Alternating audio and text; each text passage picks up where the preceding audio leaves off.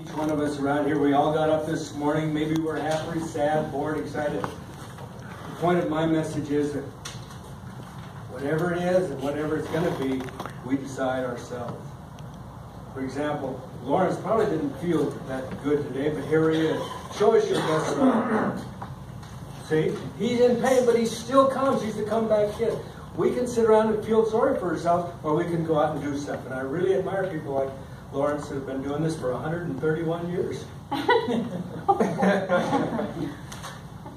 2 stories. Number 1.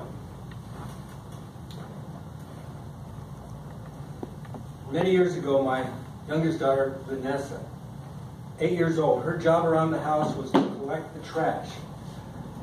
She didn't like the job. There was just 8 little baskets around the house. But she would just pick at it. And she'd take forever. She'd go days at a time without even touching the trash. And when she did, it was just miserable to watch her. She was like a slave. One summer day, at the crack of noon, Vanessa wakes up. And it looks something like this.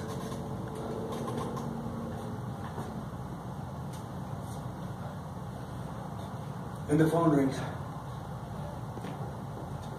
She goes over to the phone.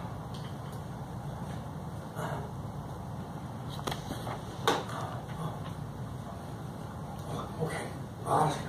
And she comes up to me. She says, Daddy, it's Crystal. She wants to take me to 101 Dalmatians. She'll be by in 5 minutes. Can I go? Huh?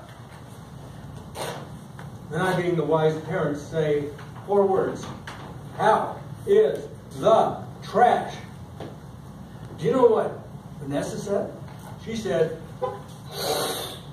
she ripped down the hall, collected 2 trash bags at a time, turning the corner without even touching the ground, finishing it all up just in time for Crystal and 101 Dalmatians. What was the difference? Matt? Motivated. What was she telling herself before when she was doing the trash? No point. Could you say that louder? Probably wasn't a point. She didn't see. Yeah. And what was her motivation, Vatsal, when Crystal called? It was more, the joy of the Crystal was much more than the work. Otherwise, she doesn't have anything to achieve. And so, Maria, when at one point her body was like, this, and then all of a sudden she's a great athlete. Is that possible? Is it possible to change our physiology by changing our brain? Sure. You bet. What if, do we have the power to shut ourselves down? What about, this was many years ago, a young man named Nick Seitzman. He worked for the railroad. He had a wife, a couple of kids. He was a hard-working young man in his 20s. One day while he's working inside a refrigeration car, he realizes that he's just locked himself in the refrigeration car. What do? He pounds on the wall. Nobody can hear him. He pounds harder. He kicks. He screams. And now he's desperate. And nobody can hear him. And he realizes that everybody's gone home. And he suddenly realizes that he's going to freeze to death. What do you do when you're about to die?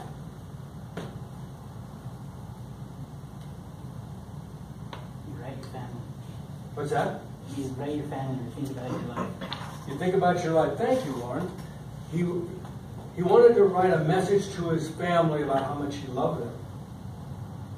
There was no paper around, so he wrote on the wall this message to his family, how much he loved them.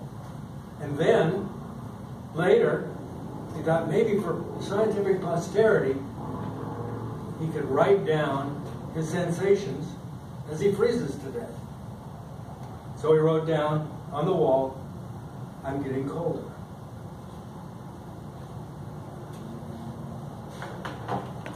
freezing. Because each line, the lettering was more scrawly and indistinct. Finally, the next day, the refrigeration car is opened up, and there is the Seitzman young man, Nick Seitzman, dead. The autopsy report, symptoms of Thermia. hypothermia. Froze to death. Interesting, found out that the refrigeration unit was not operating. The temperature was never below 50 degrees. There was adequate ventilation. So how did Nick Seitzman die?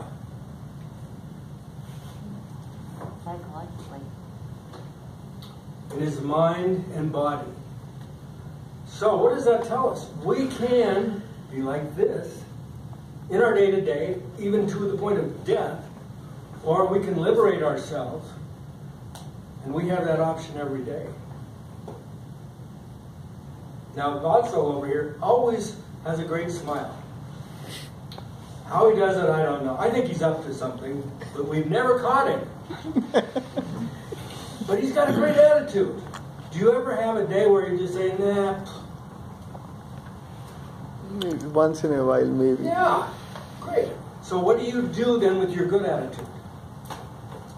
I spread happiness, and that happiness comes back. So Beautiful. You've just finished my speech. That is the point. We can be as happy or sad, like Lincoln said. We can be as happy or sad as we make up our mind to be. If we're like this, we can assure ourselves of a crappy day. If we're like this, and we have positive thoughts, we're going to be a radiant example to other people.